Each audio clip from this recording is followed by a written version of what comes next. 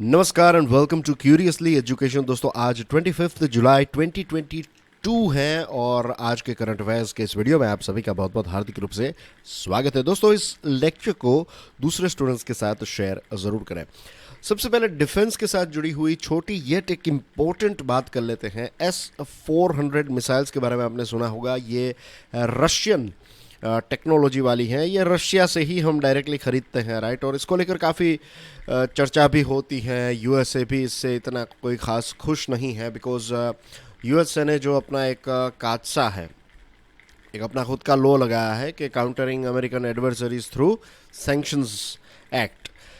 तो अगर कोई देश रसिया जैसे दुश्मन देश से कोई सामान ख़रीदता है, ख़ास करके डिफेंस के प्रोडक्ट्स, तो फिर उस देश पर सैंक्शंस लगाए जाएंगे। ये लॉ जो है ये यूएसए का लॉ ये कहता है, लेकिन हमें इसमें एक एग्जेम्पशन मिलेगा क्योंकि भारत ने बताया है कि देखिए ये S-400 मिसाइल जो है ये हमारे लिए बहुत इंपॉर्टेंट है, हमारे डिफेंस सिस्टम के लिए इंपॉर्टेंट है। ये basically surface to air missile system है, इसको सैम्स भी कहते हैं, राइट। मिलिट्री लैंग्वेज में इसको सैम्स कहते हैं कि SAMs are launched and things. तो सैम्स यानी कि surface to air missile system. तो S-400 जो है वो बहुत ही कैपेबल हैं, राइट। इनकमिंग अगर कोई लेट्स से एयरक्राफ्ट है हमारी बॉर्डर में, हमारी जो एयर बाउंड्री है, तो उसमें अगर कोई एयरक्राफ्ट ऐसे ही घुसने की कोशिश करेगा तो ये ऑटोमेटिकली लॉन्च हो जाएगी और 400 किलोमीटर की इसकी रेंज है। तो बहुत ही कैपेबल है ये मिसाइल। तो फर्स्ट इसका जो बैच है वो ऑलरेडी हमने डिप्लॉय कर दिया। अब जो सेकंड बैच आएगा इसका S-400 का, तो ये हम चाइना वाला जो फ्रंट है, लाइन ऑफ एक्चुअल कंट्रोल पर लगाएंगे ताकि चाइना से आने वाले जो ऐसे एयरक्राफ्ट्स और ऐसी कोई चीज़ है तो उसको हम रोक सके, हमारा जो डिफेंस है वो कर सके, ठीक है। तो this is small yet important update.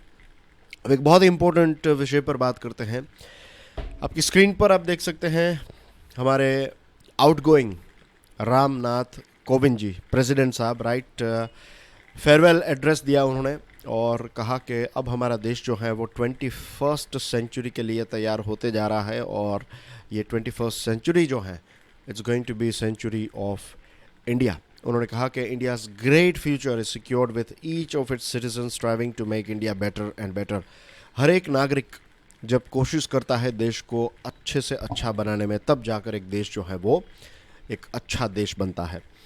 दोस्तों अगर आप मैंने दूसरे लेक्चर्स फॉलो करते हैं क्यूरियसली एजुकेशन के, तो आपको पता होगा कि एजुकेशन को कई बार हमने डिस्कस किया और कहा है education is core of everything, right. अगर एक देश को आपको इम्प्रूव करना है, उसको एक नई दिशा देनी है, तो एजुकेशन से ही स्टार्ट करना पड़ता है।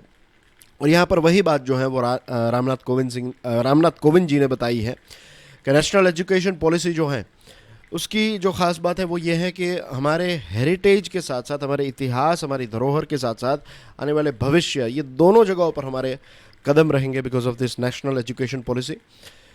एजुकेशन के साथ साथ सिटीजन्स को अच्छी हेल्थ केयर प्रोवाइड करना बहुत इंपॉर्टेंट है और ये दोनों चीज़ें आप प्रोवाइड कर दें, इसके ऊपर से आप उनको स्किल्स ऐड कर दें एजुकेशन के साथ साथ, फिर आप उनको छोड़ दीजिए, राइट। वो अपना रास्ता खुद ढूंढ लेंगे। इकोनॉमिक रिफॉर्म्स जो देश में होते रहेंगे तो सिटीजन्स जो है उसमें से नई नई अपॉर्चुनिटीज़ निकालते रहेंगे।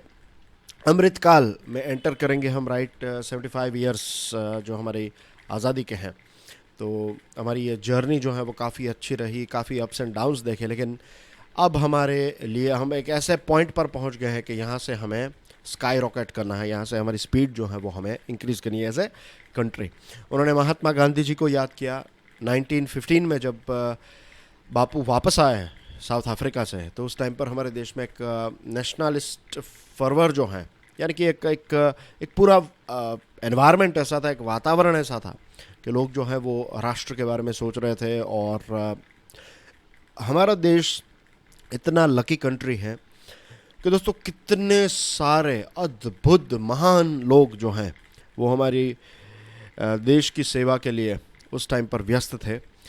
हमारे गुरुदेव रविंद्रनाथ टैगोर, उनको जो एक मॉडर्न समय के ऋषि के साथ उनको कंपेयर किया जाता है कि वो मॉडर्न डे के ऋषि मुनि थे कि वो हमारे देश के जो कल्चरल रूट्स हैं उनको फिर से रिजुविनेट करने में व्यस्त थे।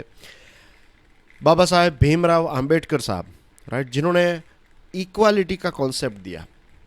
And you will be surprise to know this thing, उस टाइम पर यूएसए में भी इक्वालिटी नहीं थी, राइट। यस, यूएसए में विश्व युद्ध 2 खत्म हो गया था, लेकिन यूएसए में इक्वालिटी नहीं थी। वहाँ में भी रंग के आधार पर वहाँ पर भी इश्यूज चल रहे थे। और हमारा देश, आप सोचिए, जब से आज़ाद हुआ, राइट, और जब से हमने कॉन्स्टिट्यूशन को इंट्रोड्यूस किया, तब से हम सब जो हैं इक्वल हो गया। तो ये इक्वालिटी का कॉन्सेप्ट जो है वो अंबेडकर साहब ने दिया। इसके अलावा तिलक, गोखले, भगत सिंह, नेताजी, जवाहरलाल नेहरू, सरदार पटेल, श्यामा प्रसाद मुखर्जी, सरोजिनी नायडू, कमला देवी, कितने सारे महान ऐसे लोगों ने भारत के लिए, भारत के लोगों के लिए, और सिर्फ इतना नहीं, मानवता के लिए काम किया। Mister Kovind emphasized that the formal map for the democratic path of the nation was drafted by constituent assembly. Constituent assembly जो है, इसने एक फॉर्मल मैप बनाया डेमोक्रेसी का, और बहुत सारी महिलाएं इसके पार्ट थी। 15 रिमार्केबल विमेन, हंसाबेन मेहता, दुर्गाबाई देशमुख, राजकुमारी अमृत कौर, सुचेता कृपलानी, और इनके अलावा कुछ और भी नाम थे। डॉक्टर अंबेडकर जो हैं, उन्होंने एक बहुत ही इंटरेस्टिंग बात बताई थी कॉन्स्टिट्यूएंट असेंबली में। कंक्लूडिंग रिमार्क के तौर पर उन्होंने कहा 2 प्रकार की डेमोक्रेसीज होती हैं, राइट। एक है पॉलिटिकल डेमोक्रेसी, के पेपर पर, बुक पर हम डेमोक्रेटिक देश बन जाए, लेकिन तब तक वो देश डेमोक्रेटिक नहीं बनता जब तक एक देश के अंदर, समाज के अंदर सोशल डेमोक्रेसी ना आए। और सोशल डेमोक्रेसी में आई वुड से कि इंडिविजुअल डेमोक्रेसी, कि एक परिवार के अंदर भी अगर बच्चों को अपने डिसीजंस लेने की आज़ादी है, राइट, उस लेवल की डेमोक्रेसी, कि एक व्यक्ति जो है, कि एक इंडिविजुअल जो है, वो डेमोक्रेटिक तरीके से जिए। एंड रिमेंबर, जब मैं कहता हूँ कि बच्चों को अपने डिसीजंस लेने की आज़ादी है, उसका मतलब ये नहीं है कि फिर बच्चे ऐसा कहे कि मुझे तो ड्रग्स करना है तो मैं वो करूँगा। It's not like that.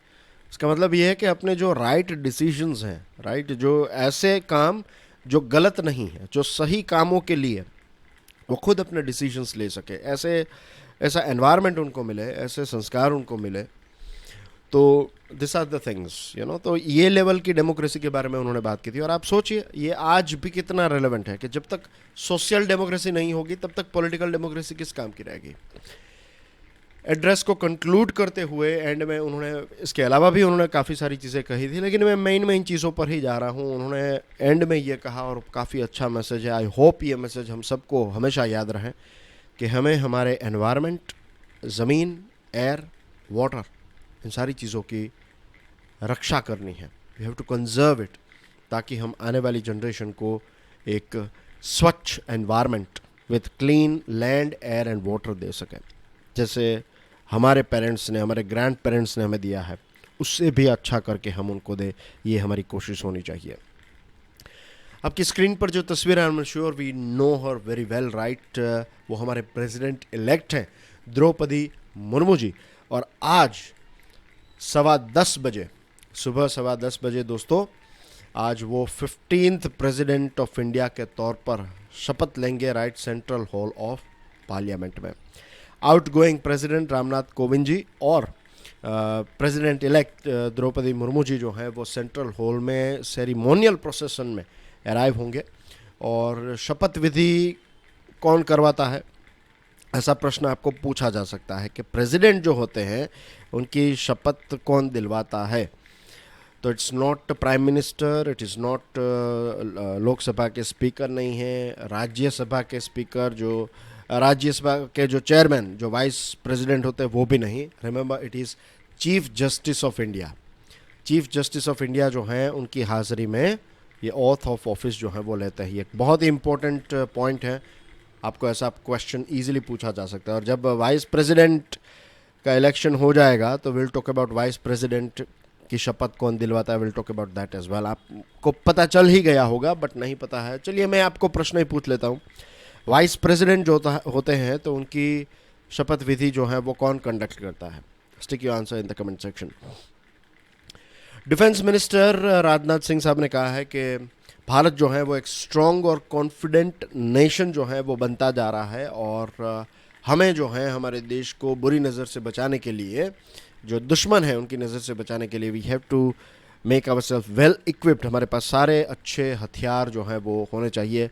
और वो कारगिल विजय दिवस जो कल मनाया गया जम्मू एंड कश्मीर में, तो वहाँ पर इसको एड्रेस कर रहे थे, एक इवेंट ऑर्गेनाइज किया गया था, और उन्होंने हमारे जो फ्रीडम फाइटर्स हैं उनको, फिर हमारे जो आर्म्ड फोर्सेस के जो पर्सोनल हैं उनको याद किया, उनको ट्रिब्यूट पे किया, और काफ़ी सारी चीज़ों पर उन्होंने बातचीत की। बेसिकली उन्होंने ये भी कहा कि एक जॉइंट थिएटर कमांड जो है ट्राई सर्विसेज का, वो सेटअप किया जाएगा। What is a joint theatre command? दोस्तों नाम से ही पता चल गया, थिएटर यानी कि इट्स नॉट के परफॉर्मेंस के लिए जो थिएटर होता है, जो आर्ट के लिए, इट्स नॉट दैट। थिएटर का मतलब होता है कि मान लीजिए कोई ऐसी जगह है, लेट्स से कि दिस इज़ पाकिस्तान, और हमें लगता है कि पाकिस्तान और भारत की बॉर्डर, ये वाला पोर्शन जो है, यहाँ पर युद्ध फ्यूचर में हो सकता है, या फिर यहाँ पर हमें और ज़्यादा सिक्योरिटी की ज़रूरत है एक्सेट्रा, तो फिर यहाँ पर एक थिएटर कमांड सेटअप किया जा सकता है। और इसमें क्या होगा कि आर्मी, नेवी और एयरफोर्स, ये तीनों का जॉइंट कॉम्बिनेशन यहाँ पर डिप्लॉय किया जाएगा। अब आप सोचेंगे यहाँ पर तो ज़मीन है, तो फिर यहाँ पर नेवी क्या करेगी? बट नेवी के ऑफिसर्स को भी यहाँ पर उनकी जो भी कैपेबिलिटीज़ है वो भी यहाँ पर रखी जाएगी। तो आर्मी, नेवी, एयरफोर्स का एक मिश्रण करके, मिक्सचर करके डेवलप किया जाता है थिएटर कमांड, राइट। बहुत ही ब्रीफली मैंने आपको समझाया है, इसकी और टेक्निकलिटी है, बट आप इतना समझ लीजिए। मंकी पॉक्स के बारे में बात करें तो दोस्तों हमारे देश में मंकी पॉक्स का एक 4th केस मिला है, राइट। दिल्ली का एक रेजिडेंट है, 34 ईयर ओल्ड है, तो इसको आइसोलेट किया गया है, इस व्यक्ति को, और national institute of virology Pune जो है इसने कंफर्म किया है इसका डायग्नोसिस। और ये 4th केस है हमारे देश का। तेलंगाना में भी एक सस्पेक्टेड व्यक्ति जो है वो हॉस्पिटल पहुंचा है, 35 ईयर ओल्ड है, तो it's a matter of concern, क्योंकि दूसरी तरफ वर्ल्ड हेल्थ ऑर्गेनाइजेशन ने मंकी पॉक्स को ग्लोबल हेल्थ इमरजेंसी डिक्लेयर कर दिया है।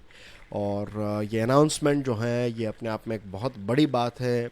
याद है कि आज से 2-2.5 साल पहले की बात है जब कोविड-19 को भी ऐसे ही इमरजेंसी इसकी डिक्लेयर की थी।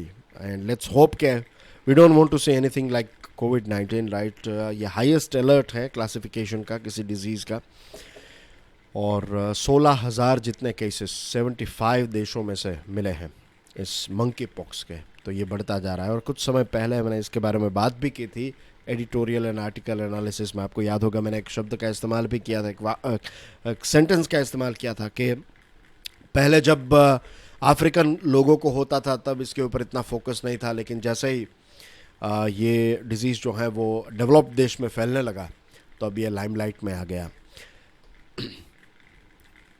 There have been 5 deaths so far as a result of outbreak. 5 लोगों की मृत्यु हुई बिकॉज ऑफ आउटब्रेक। यस्टरडे आयकर दिवस यानी कि इनकम टैक्स डे को सेलिब्रेट किया गया था, राइट। 2010 से हम इनकम टैक्स डे को सेलिब्रेट करें क्योंकि 2010 को 150 ईयर्स हुए थे इनकम टैक्स के भारत में। और 1860, राइट, 1860 इनकम टैक्स जो है वो पहली बार 1860 में लेवी किया गया था। और उसी साल 24 जुलाई को आईटी जो है अथॉरिटी मीन्स आईटी जो है वो एनफोर्समेंट में आया, और तब से इस डे को मीन्स 2010 से हम इसको सेलिब्रेट कर रहे हैं। और जब से 2010 से सेलिब्रेट कर रहे हैं तो it's about educating people, awareness के लिए टैक्स पे करना क्यों इम्पोर्टेंट है and things like that. The 163rd anniversary of Income Tax Day was observed by Central Board of Direct Taxes, right? Government ने जितने भी मेजर पोर्ट्स हैं उनको कहा है कि जितने भी जो ये हायरिंग, बर्थ हायरिंग के लिए जो पैसे दिए जाते हैं, एक प्रकार का पार्किंग और वेसल रिलेटेड चार्जेस जो हैं जो रोपैक्स और पैसेंजर फेरीज पर लगाए जाते, तो आने वाले 6 महीनों के लिए उनको बंद कर दीजिए। कोई भी ऐसे ऐसे ऐसे पैसे आप उनसे कलेक्ट नहीं करेंगे। उसके पीछे रीज़न ये है कि ये जो फ्यूल है ना, इसकी कीमत बहुत ज़्यादा बढ़ चुकी है। आप देखिए, इट वॉज 76,000 रुपीज़ पर किलो लीटर, ये बढ़कर कितना हो चुका है 1,21,000 रुपीज़ पर किलो लीटर। तो प्राइस बहुत ज़्यादा बढ़ने की वजह से और इसकी इम्पैक्ट जो आई है, फ्यूल की इम्पैक्ट जो है वो कम हो, इसके लिए सरकार ने ये डिसाइड किया है कि ये चार्जेस जो हैं वो कलेक्ट नहीं किए जाएंगे। ओलंपिक चैंपियन नीरज चोपड़ा जो है, उन्होंने येस्टरडे अपने आप में एक हिस्ट्री क्रिएट की हमारे देश के लिए। वो पहले ऐसे इंडियन बने जिन्होंने वर्ल्ड एथलेटिक्स चैंपियनशिप में सिल्वर मेडल जीता है, राइट। टोक्यो में उन्होंने गोल्ड मेडल जीता था, इस गेम में उन्होंने सिल्वर मेडल जीता है। और इसमें गोल्ड किसने जीता है, तो गोल्ड जीता है एंडरसन पीटर्स ऑफ ग्रेनाडा। और उन्होंने 90.54 मीटर जेवलिन थ्रो किया, और हमारे जो चोपड़ा है तो उन्होंने 88.13 मीटर थ्रो किया। So that's basically everything in today's important current affairs. Dear friends, please share this lecture with other students. I'll see you soon with editorial and article analysis. Till then, enjoy your studies. God bless you all. Jai Hind.